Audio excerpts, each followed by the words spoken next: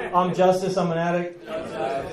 I want to thank you guys for giving me the opportunity to share my story a little bit. First off, I want to say thank you, not for this, but for being in these rooms, being a part of this movement, and providing a pathway for my resurrection. I'm a newcomer. My clean date's February 13th of 2018.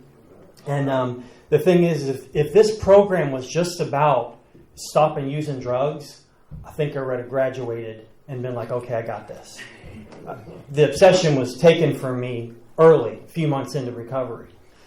But I came to moments of clarity and enlightenment that the expansiveness of the promise that any addict can stop using, lose the desire to use, and find a new way to live through these steps, the expansiveness and how it applies to every different area of my life, and that drugs are not the problem, they're a symptom, and that guess what, everything else ain't the problem either. The problem is right inside here, has taken me to a place of freedom and acceptance and happiness and joy that I've never experienced before. The topic of this, title of this topic is taken from a saying called tit for tat. And that's in like game theory. It's like means equivalent retaliation. It means like you burn me, I burn you. You do good to me, I do good to you. Like eye for an eye, right? And the modification of not my creation, but Phil's, is tits for that. Now, when he first told me about this talk and gave me this topic, at first I thought, man, maybe I've been sharing a little too honest in the rooms. And then I felt, it was like my higher power moving in my life, because I even needed to see a greater connection between my program and the solution in these steps in this area of my life that was developing. When I saw the ticket for this conference, and this right here, the 12 steps are the solution, I said, this is the right place. This is it. Because this is not just about relationships or physical encounters. This is about the Spirit in this room doing a miracle in our lives and changing us, right? So let me get into this real quick. In 2017, I've been married 8 years. I resented my wife because she would never use drugs with me. And I was always using on the slag, bouncing in and out of rehabs, crashing some cars, losing jobs, bouncing back, having some abstinence. So finally in 2017, I decided, well, I'm going to find a girl who likes to do drugs, and we're going to go do drugs together on the weekend. And I was found out that first night, and the response was, don't come home. And so in 2017, over a few months, the marriage was gone, our home was gone, access to my son was gone. I found myself with 10 felonies and 6 months in county jail. Never have gone to jail before. When I came out of jail, some people took me from Ohio here to Pennsylvania. And after a few days, weeks, months, getting exposed to NA and having a little bit of clarity, began looking around my bedroom at my parents' house and asking, where's my wife and son and my family? Where's my house and my car? And really wanting my wife back. Bad. I'll tell you, I've never wanted anything like I wanted my family back. There are people in this room who saw me early on, unable to lift my head from the table at meetings, broken, with desperation and desire to have one more chance. I starved myself, that whole thing, praying only for the knowledge of His will and power that carried out. It's like, screw that, that's for suckers. I'm praying exactly for what I want to happen. Exactly. I can imagine the new family picture, what it's going to look like. I'm going to tell everyone in NA when it happens, be like, I told you. Well, that didn't happen. A few months later, the person I still called my wife, even though we were divorced, I couldn't let go, she got engaged. And here we come into the subject matter. Tit for tat. This new man and this woman who won't take me back, they're about to steal my family away. So that's mine. So I found an online service called Honey Pot. And they try to seduce your target. They record the whole conversation online. They try to get them to go to a hotel room. They record it on the outside. And they seal all this up in a nice little package. And you just mail it to where you tell them. I said, she's going to get a package in the mail. And I thought when she gets it, she's going to know it's me. Then something started happening, and this has happened to me several times in this program, is the voices of the people in these rooms started speaking in my ear. Is that love? Is that love for her? She's trying to start her life over here. Is that love for him? It'd be like somebody hiding a bunch of drugs in my sock drawer. Not real loving towards me, you know. Is that loving towards my son? So I said, well, okay, not this time. I'll let this go. Well, she went ahead, she got married. As soon as she got married, tit for tat. She don't want me, I'm going to show her I'm wanted. I'm desirable. So with no car, still living at my parents' house with a 10:30 curfew, I said, I'm going to find the next one. So I found myself riding around in Ubers, sometimes over an hour away, staying in Airbnbs, meeting girls I just met online, and thinking, this is going to be magical. And it wasn't. It's interesting, like, I know in these rooms, the pattern is to see, amplify our differences so that we can see ourselves as not the same or not as bad as someone else. And because my focus wasn't a multitude of partners, and it wasn't so oriented towards a physical hookup, it was more like a quality, like we're going to have the deepest soul connection talking all night. I was like, I'm not like those guys. But still, what it was just a different type of a thing. That the hope was it's going to fill this vacuum in my soul. She's going to fill it. And I found myself in situations like being in an Airbnb out in the middle of nowhere, spending over $100 on Ubers, and the girl shows up and she says she's in recovery, and she gets there and she's sick from a messed up, didn't take enough methadone that day, and she's got a dab pen and she's lecturing me on how marijuana is not a drug, and then she's mentioning how she's got a bunch of prescriptions for Xanax in her purse, but she don't take them because she doesn't need to. And I think, man, this ain't the place for me. This is not what I was aiming for.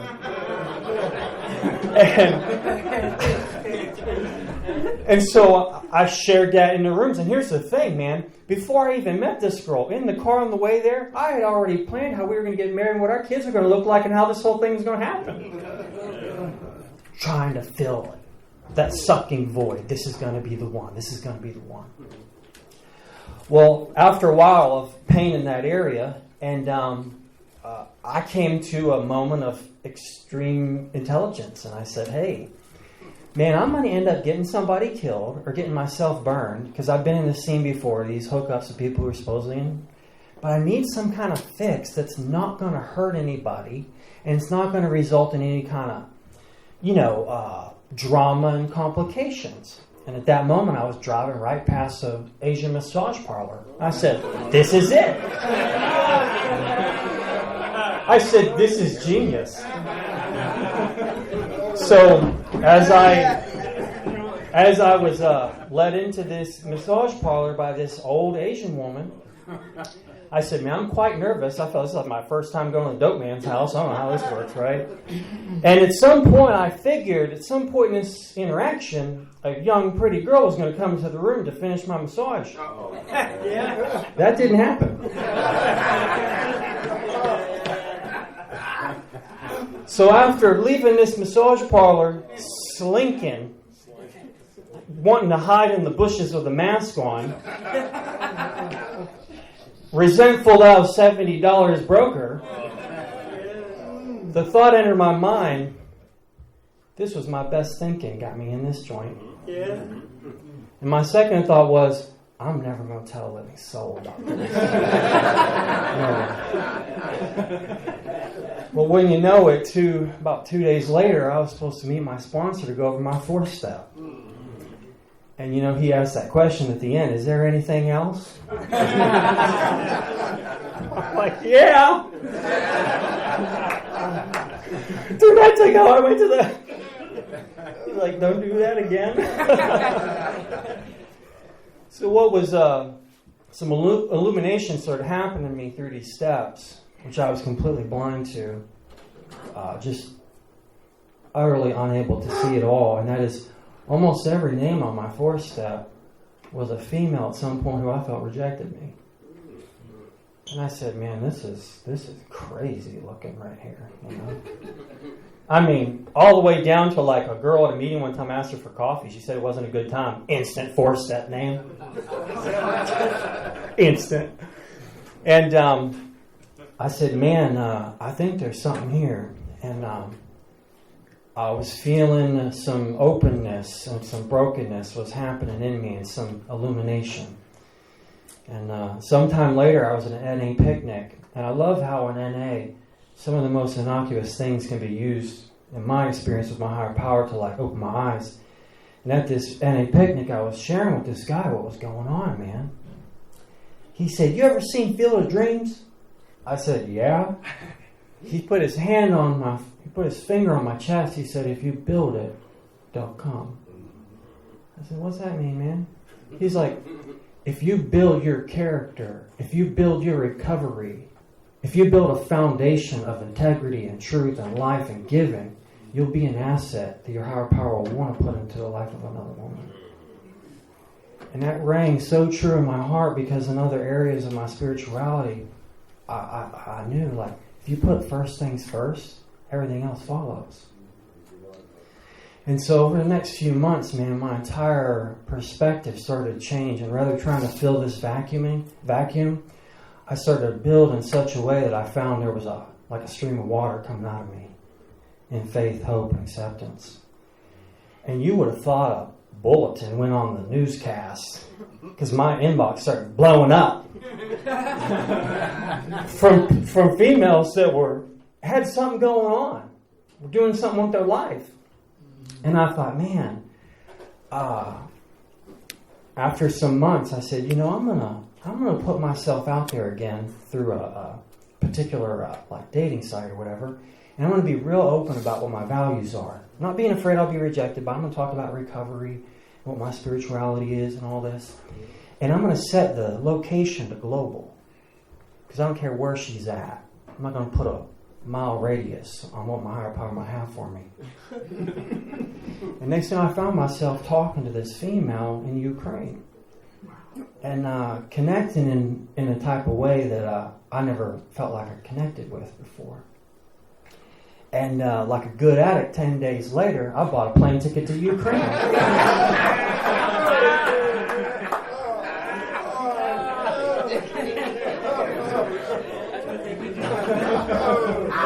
So we FaceTime every day, several months. The nature of our communication was on spiritual issues and what we were trying to do in life, what was most important. Trying to bring into that relationship the same thing that happened in my heart. First things first, and everything else will follow, right? So I found myself in Ukraine 2 months later, spending 4 or 5 days with her, meeting her family, her friends, going to church to her. And like a good addict, on that last day, I asked her to marry me. She said yes. I said, this is crazy. So I found myself on an airplane at a layover in Amsterdam, thinking, man, I can't remember the last time I ever rode a plane without getting loaded. And I'm sitting here in Amsterdam, filled with freedom. Not even a desire to tie one on, and just filled with hope. I said, man, this is the promise. All this other stuff is garnish. Car, job, money, whatever. It's the change in me in the mirror. That's the miracle that's happened. So it'd be cool if I could say, well, it was happy ever after that, right? But the reality is there's I like this saying, the higher the levels, the higher the devils. There's still always that trend that now I have consciousness of making a female my higher power. Because there's no amount of heart emojis in text from her. There's no amount of I miss you so much. There's no amount of worship that I could receive from her that would fill this vacuum. With my sponsor and these steps and the promise of this program and this fellowship, my hand has been placed into the hand of my higher power, And I find an intimacy there that kind of sweetens everything else in my life, including this relationship. At the end of the month, I got a plane ticket. I'm going to meet her again in Dubai.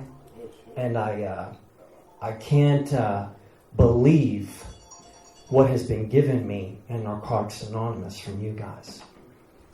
And the expansiveness of this promise, so far beyond substances, so far beyond.